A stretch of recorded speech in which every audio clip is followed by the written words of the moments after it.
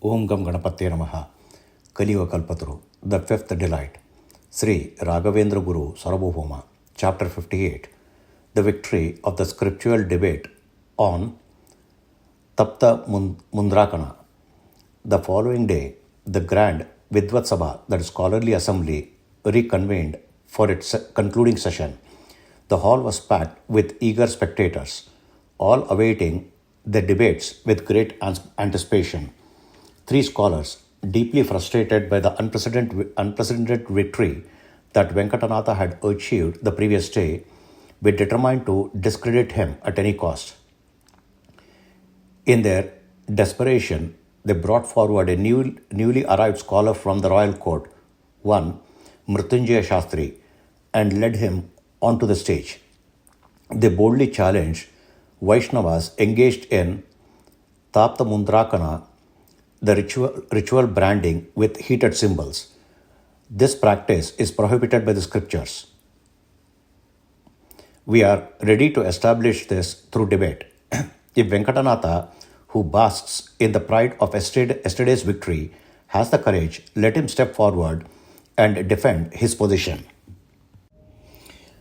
Hearing this, Sri Sudendra Tirtharu, the revered Guru, smiled and declared, "This is a divine event. A precious jewel is about to be added to the victory crown of Sri Venkatanatha. Let him accept this challenge. The debate shall commence."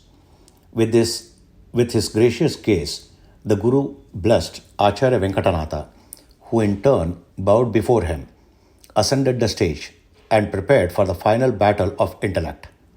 Mrityunjaya Shastri initiated the debate, proclaiming, although the topic of Taptamudrankana, that is ritual branding, appears in the Ramarchana Chandrika, there are numerous scriptural references that explicitly prohibit it. Therefore, Taptamudrankana is an unorthodox and non-scriptural practice. Unfazed, Venkatanatha responded with clarity, "Your argument is incorrect. There exist numerous authoritative scriptures that not only support but also mandate the practice of Taptamudrankana. These texts explicitly specify the context, individuals, and appropriate occasions for performing the ritual branding."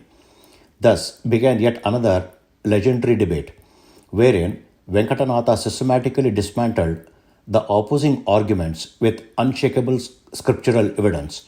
Mrityunjaya Shastri, what is your evidence for this claim? Please state it.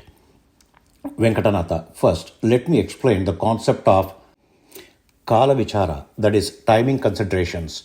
The branding ritual, Taptamudrankana, should be performed during specific life events such as Jatakarma, that is, birthrights, Chaula, that is, tonsure ceremony, Upanayan, sacred thread initiation, and Mantropadesha, initiation into mantras.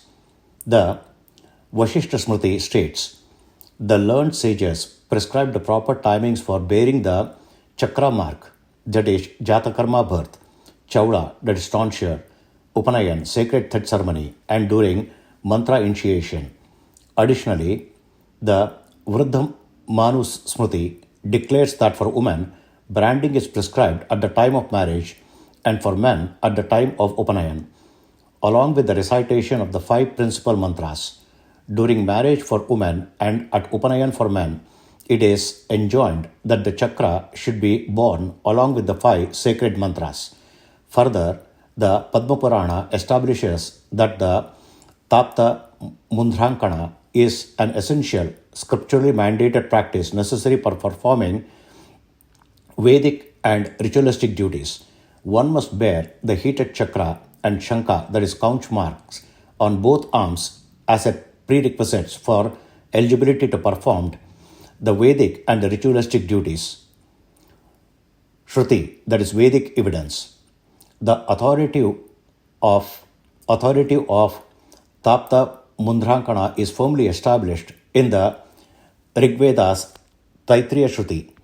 O Lord, the Supreme Protector, you pervade all bodies in the universe as the inner witness.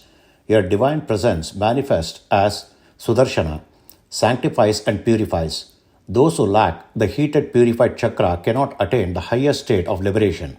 Mrityunjaya Shastri, how can you interpret the word pavitra, that is purifying, to mean Sudarshana chakra? Venkatanatha, the word pavitra is etymologically and contextually established as a reference to Sudarshana chakra, just as Parokshiniya refers to water used in purification rituals. This is confirmed by several scriptural references. 1. The Vedic Nighantu, that is lexicon, explicitly states Pavitra refers to Sudarshana, Kushagras, and the sacred thread. Another lexicon states Sudarshana with 1,000 rays is the ultimate purifier and destroyer of impurities. Sri Shastra explains Pavitra refers to Sudarshana, the wheel of Dharma, the gateway to the worlds, and the supreme weapon of the Lord. Further elaboration in another scripture reads, Pavitra means Sudarshana, the discus with 1,000 rays, the supreme purifier and a welder of great power. Thus the term Pavitra refers to Sudarshana both by conventional and etymological usage. Additionally, it aligns with the principle of semantic expansion, which allows words to convey multiple meanings based on context. Therefore, Shruti, Shmuti, Puranas, Agamas, and the linguistic analysis, it is conclusively established that Taptamudrankana is a scripturally sanctioned practice.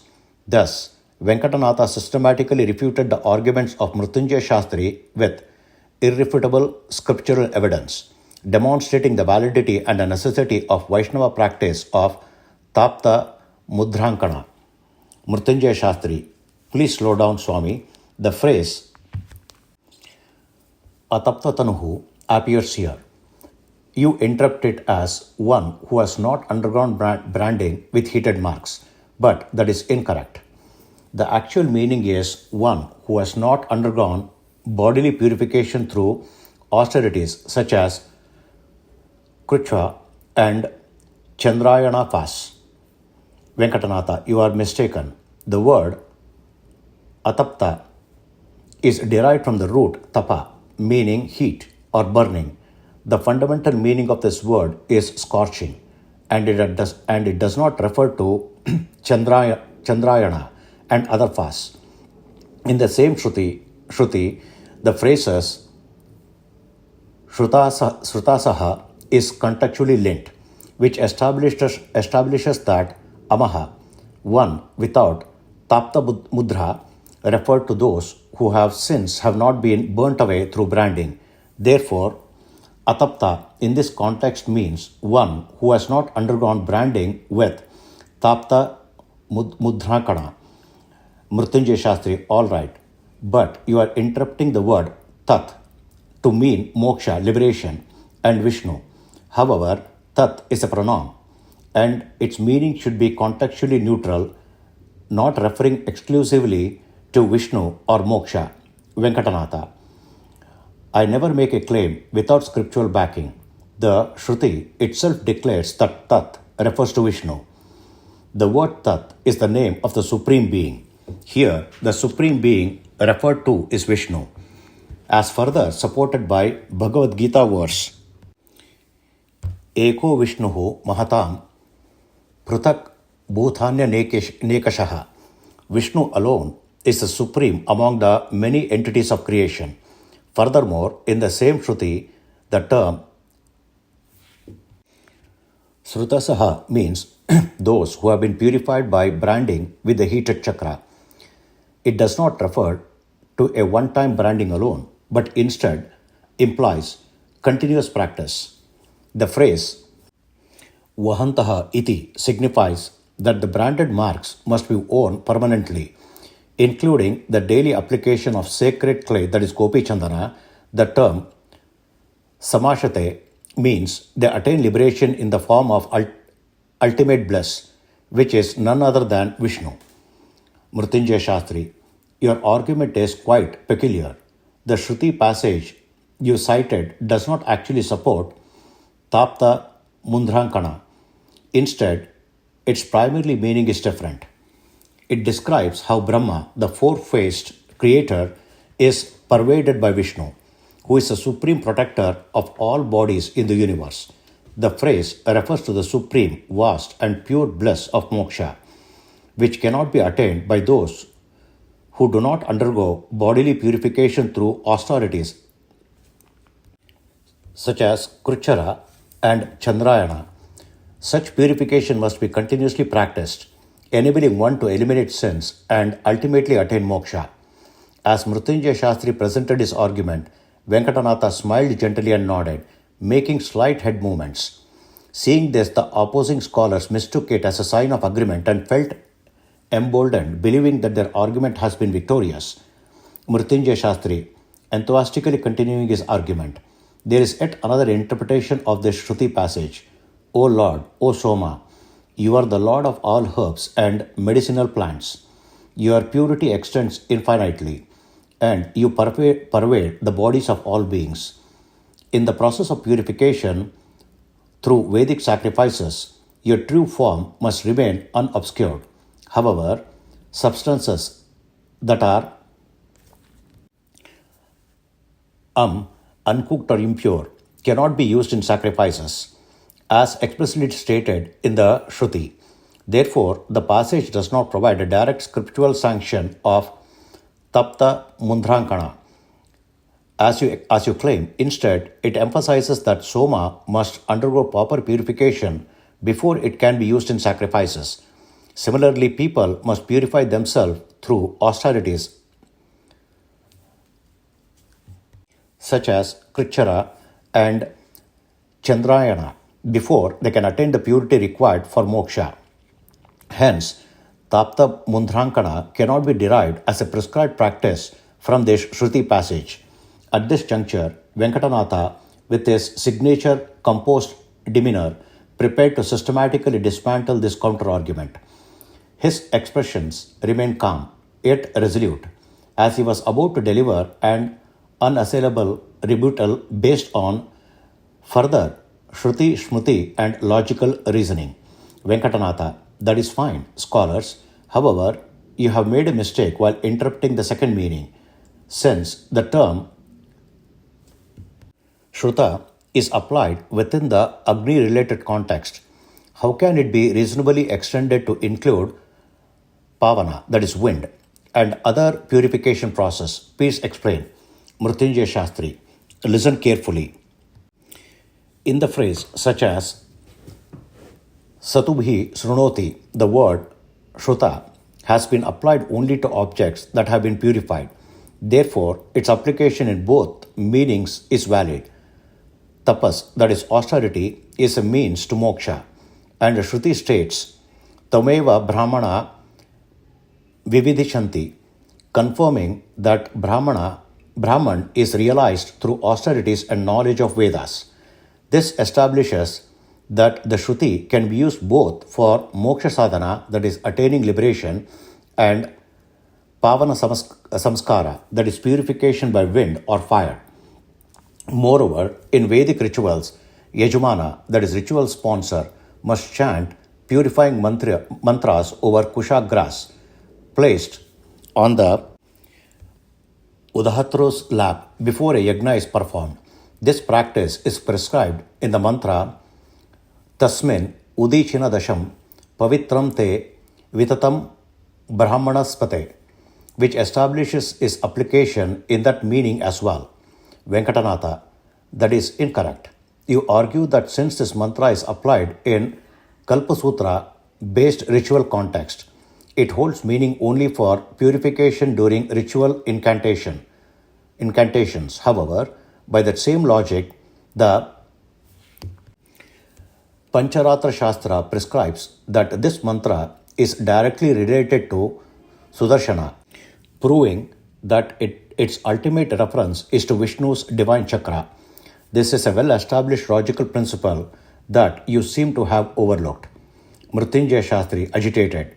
This mantra is designated for Dashapavitra Anumantrana, that is tenfold purification incantation, as you claim that is primarily reference to Sudarshana, then does this not include a Vinayukta Viniyoga Virodha, that is conflict in the designation application of the mantra? Venkatanatha, what exactly do you mean by Vinayukta Viniyoga Virodha, contradiction in mantra application? Do you believe that a mantra can have only one meaning and be applied in only one specific ritual? This is an incorrect assumption. A single mantra can retain its same essence, meaning, while being applied in multiple contexts without contradictions. For example, consider the phrase Pasam Yaja in Vedic rituals. The mantra Aprayastha Sametute is used in one context during the yajna, but the same mantra is also applied in Somabhisava, that is Soma purification ritual. Therefore, there is no contradiction in a single mantra being applied both in the context of purification and in reference to Sudarshana. Your argument of contradiction is thus invalid. With this clear and systematic dismantling of the opposition's claim, Venkatanatha demonstrated not only his profound understanding of the Shruti and Smruti, but also his mastery of Nyaya, that is logic, and Vedic hermeneutics. The scholars opposing him were left stunned, realizing that their arguments was effectively countered. Mrityunjay Shastri, dissatisfied. Swami, accept that if a single Shruti text has multiple applications, there is no contradiction. However, since Shruti, that is Veda, is superior to Smruti, that is secondary scriptures, if a certain mantra is designated for a particular usage in Shruti, then applying it elsewhere based on Smruti would create a contradiction. Venkatanatha, Shastris, your argument is incorrect. The idea that a mantra assigned by Shruti cannot be repurposed by Smruti is not valid. There are multiple cases where a mantra originally designated in Shruti finds application in Smruti and other ritual texts. For example, the Shruti statement Vata Preno Patishtataha Etetvai Vata Preno is designated in Chayana, that is fire altar construction. However, the Gurhya Sutra Smriti states Vata prasajatam Vataha Prenabhi Vrishet, which applies the same phrase to Jata Karma, that is birthrights. Further, in Agnihotra, the same phrase appears in the Smriti text Vata Prenava Saham Prata Rupishtitaha. Similarly, the Shruti praises Ishtete Brahiradatta is applied to Pushuyaga, that is animal sacrifice, but in Kalpasutra it is applied to Shakha Chedana, that is branch cutting ritual, with the phrase Ishte Taiti Shakamachita Chinnaha. Thus, your claim that Smriti cannot prescribe a new application for Shruti mantra is invalid. Mrityunjay Shastri angrily, Swami, assigning an entirely new meaning to a mantra beyond its Vedic context is a contradiction. It violates the fundamental principles of interpretation. Venkatanatha, smiling calmly, Shastri, peace. Please think calmly, and you will realize your error. If you were to accept your argument, then all Polysemous words would have to be removed from the dictionaries. That is absurd. At this moment, the audience, fascinated by Venkatanatha's clarity and logical prowess, burst into applause and laughter, recognizing his ability to dismantle flawed arguments effortlessly. Mrityunjay Shastri, frustrated and enraged, but Acharya, the Pancharatra Shastra contradicts the Vedas in some places, so it cannot be considered authoritative. Venkatanatha's defense of Pancharatra, with a composed expression, Venkatanatha prepared to deliver a decisive response, one that would permanently settle the dispute regarding the validity of Pancharatra philosophy. Venkatanatha's final defense, the unquestionable validity of Pancharatra. Taptamudrankana, Venkatanatha, Shastri, why are you directing your frustration towards the Pancharatra Agama? Just because either you or I label it as unauthoritative, does that diminish its scriptural validity? All great scholars of and Shastrakaras anonymously affirm Rug, Yajur, Sama, and Atharva Vedas, along with the Mahabharata, Pancharatra, and Moola Ramayana, are all considered authoritative Shastras. Moreover, there is a direct evidence. Pancharatra was personally expounded by Lord Narayana himself. Since it is a divinely revealed Shastra, it must be accepted as authoritative. You claim that Pancharatra is inconsistent with the Vedas is incorrect. If an individual fails to understand the inner harmony between the two, the problem lies in his comprehension, not in the scriptures themselves. For example, certain Shruti passages prescribe Kariri sacrifices for rainfall. Karirya yajate pushyakamaha. Those who desire rain should perform the Kariri sacrifice. However, sometimes rain does not follow despite performing the yaga.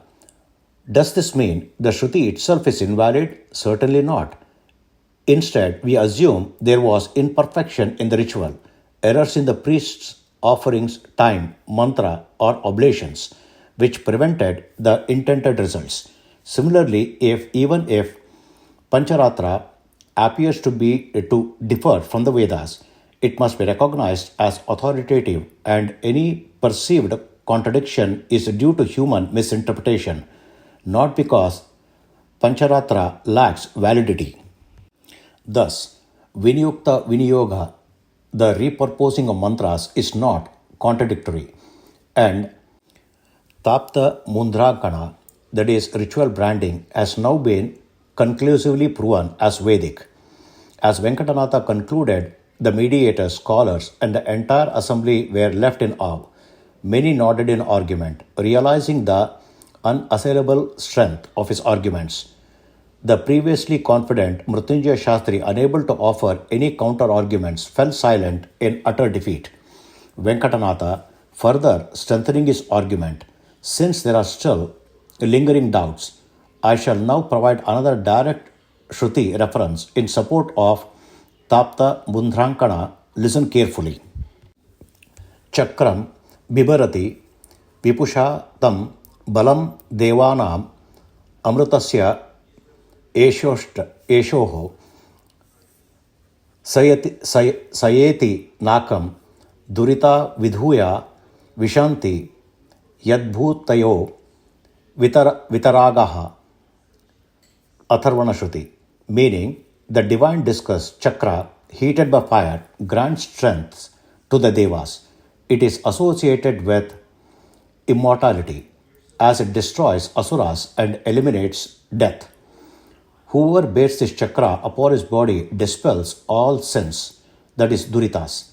Just as enlightened yogis transcend worldly attachments and attain liberation, so too does the bearer of this chakra. He is freed from the obstacles of both sin and merit, ultimately reaching moksha. The word naka in this context does not mean swarga, that is heaven, since suffering still exists there. Instead, it signifies liberation, moksha.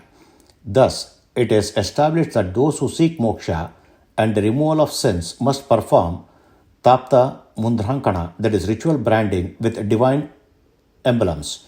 As Venkatanatha finished his explanation, the entire audience, scholars, mediators, and dignitaries rose in thunderous applause. The grandeur of his logic, the depth of his scriptural knowledge, and his unwavering devotion to the Shastras has silenced all opposition. With no rebuttal left, Mrityunjaya Shastri, who had once been so confident, sat wordless and utterly defeated. The assembly had witnessed history. Venkatanatha had not just won an argument, but had upheld the authorities of Pancharatra and established Taptamudrankana as Vedic practices. Furthermore, the Taittiriya Shruti states, Charanam Pavitram Vitatam Puranam Yena Putas Swarati Dushtathani Tena Pavitrena Sudena Puta Atipadma Maratim Tarema. And the Karaka Shruti states, Lokasya Dwara Marchimat Pavitram Jyotishtam Dva Jamanam Mahatva Damrutasya Dhara Bahuda Dehamanam Charanam no Loke Saditam Dadhatu. The Shrutis serve as an authoritative proof for the necessity of Taptamudrankana, that is ritual branding with divine symbols, and Venkatanatha boldly and eloquently demonstrated the absolute necessity of Taptamudrankana. The assembly of scholars and attendees erupted in applause, expressing their admiration for this impeccable reasoning. Dikshita and King Raghunatha Bhupala, witnessing this profound display of erudition, exchanged similes and satisfaction and appreciation. Scholars, if you still desire more scriptural proofs, I am ready to present an abundance of them. Listen carefully. I can cite authority texts such as Vyajaseneya, Bhaskara Samhita, Atharvana, Mahopanishad, Satpata Brahmana, Navakanda, Apastamba, Mantra Brahmana, Harita, Matr, Vashishta, Shandilya, Vrdhamanu, Sankhya, Vyasa, Parashara, and many other Shmutis. Itihasas such as Mahabharata, Puranas including Padma, Agniya, Matsya, Aditya, Markandeya, Brahmanda, Skanda, Vamana, Linga, Kurma, Parashara, and Vishnu Puranas. Samhitas such as Vasishta, Vihagneshwara, and Parashara. All of the scriptures supports Taptamudrankana as a Vedic practice. Even before Venkatanatha could continue listening additional references, the audience, overwhelmed with admiration and reverence, loudly proclaimed, "We have heard, we accept." Mrityunjay Shastri, dumbfounded by Venkatanatha's unparalleled knowledge and eloquence, could barely compose himself. In a state of awe and submission, he interrupted, explaining, "Acharya, enough. No further proof is necessary. You are an ocean of scriptural wisdom, the very embodiment of Shruti, Smriti, Purana, and Samhita." As the chief mediators, including Yajnanarayana Dikshita, observed this scene with amused smiles, they mockingly asked Mrityunjay Shastri, "Do you still wish to argue?" Realizing his defeat, humiliation, and regret, Mrityunjay Shastri lowered his head in silence, unable to counter Venkatanatha's irrefutable arguments. Thus, Venkatanatha emerged victorious in this great Vyakarta debate. Seeing the utterly demoralization of Mrityunjaya and his envious supporters, the remaining jealous scholars silently slipped away from the stage one by one. Venkatanatha, in his characteristic humility, bowed to the assembly before proceeding to the divine presence of Sri Sudhindra Tirtharu. Sri Sudhindra Tirtharu, overwhelmed with joy, embraced Venkatanatha and declared, "Venkatanatha Acharya, you are truly best.